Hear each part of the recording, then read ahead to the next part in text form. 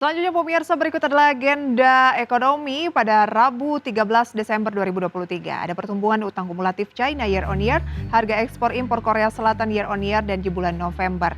Kemudian dari Amerika Serikat seperti yang kita ketahui pemirsa sudah rilis ya indeks harga produsen atau IHP Amerika Serikat bulan November dan year on year, neraca anggaran federal Amerika Serikat bulan November dan inventory minyak mentah Amerika Serikat. Dari agenda emiten pemirsa dapat Anda saksikan di layar PT PP akan RUPS, BUKK RUPS, DOIT juga RUPS, GMTD RUPS, BABP KUM, HMTD, Tebik X dividen tunai interim, Bevin KUM dividen tunai dan GEMS KUM dividen tunai. Update dari Bursa Asia pemirsa selengkapnya bisa Anda saksikan di layar pembukaan pada pagi hari ini.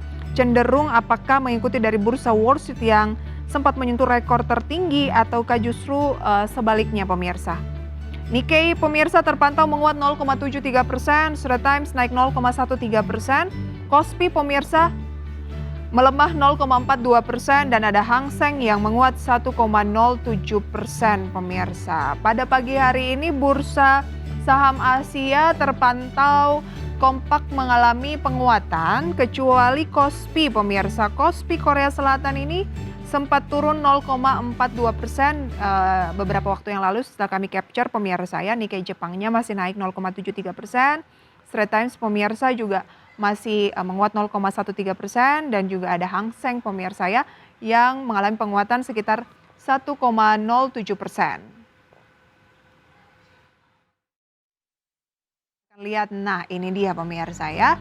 Itu dia untuk Bursa Asia. Apakah IHSG juga akan mengikuti pemirsa ya? Karena banyak yang melihat IHSG ada peluang lagi katanya nih pemirsa menguji level 7.200. Kita akan membahasnya pada pagi hari ini bersama dengan Mas Andika Cipta Labora, analis PT Kanakahita Solvera. Mas Andika, selamat pagi.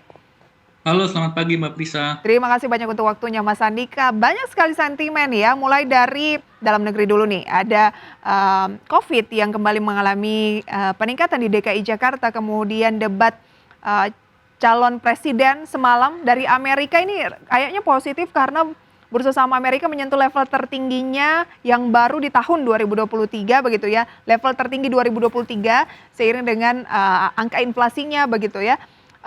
Mana nih yang kira-kira paling menjadi perhatian terlebih dahulu nih dari pelaku pasar, Mas Andika? Oke Mbak, kalau menurut kami memang yang paling berdampak ya untuk market global dan IHSG pada saat ini adalah penurunan inflasi di Amerika Serikat.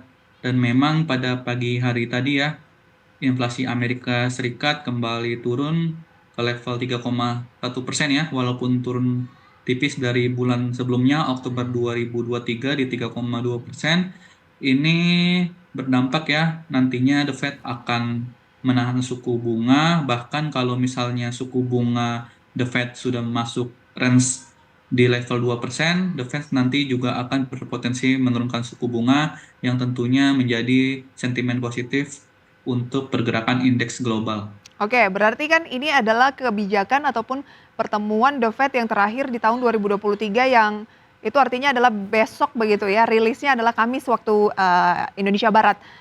Sudah pasti akan konsensus melihatnya udah pasti tetap begitu ya, tidak mungkin naik dan tidak mungkin turun ya. Betul Mbak, peluang terbesarnya suku bunga The Fed sendiri memang tetap stagnan ya Mbak. Suku bunganya masih stagnan, tapi ada nih yang spekulasi yang beredar bahwa tadinya kan diperkirakan Maret akan mulai ada penurunan dari suku bunga. Kalau Desember ini kan masih tetap, Maret nanti kemungkinan akan ada turun, tapi kayaknya bergeser nih mundur ke Mei. Nah, itu kenapa tuh ada pergeseran? Apakah ada data-data yang dianggap kok kayaknya belum mendukung nih untuk Maret 2024 terjadi penurunan?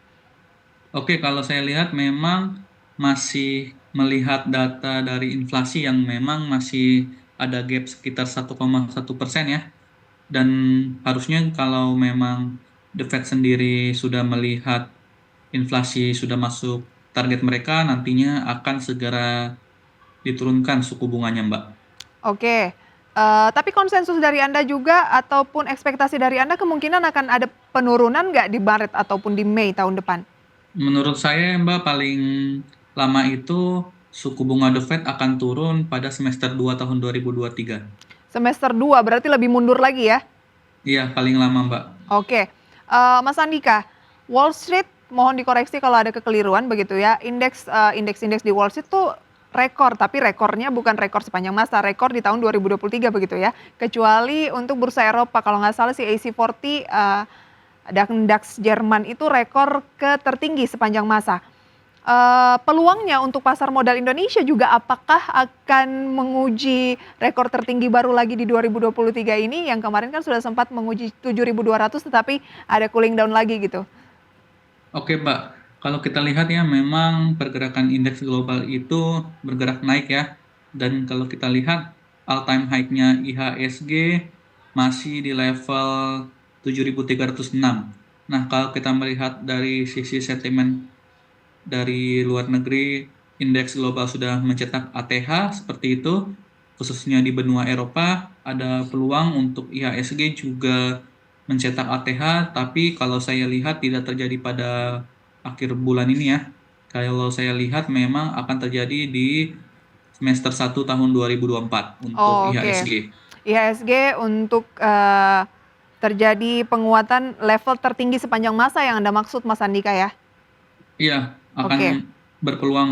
Di tahun depan. Tapi kalau level tertinggi 2023 mungkin di atas 7.200 kira-kira masih bisa nggak? Atau gini aja deh, dari Kanaka Hitam melihat Mas Andika 2023 IHSG akan tutup di level berapa? Kalau saya melihat ya, memang IHSG ini telah mencetak 7.200 dan kalau saya lihat sendiri akan ada peluang penurunan untuk jangka Oh, pendeknya, Mbak. justru akan turun Dia ya? justru akan bergerak ke 6.900 hingga 6.920 karena memang akan adanya aksi profit taking, Mbak. Oke, apalagi sudah menjelang libur Natal Tahun Baru, mungkin window dressing-nya sudah terjadi gitu? Ya, bisa dikatakan seperti itu, Mbak.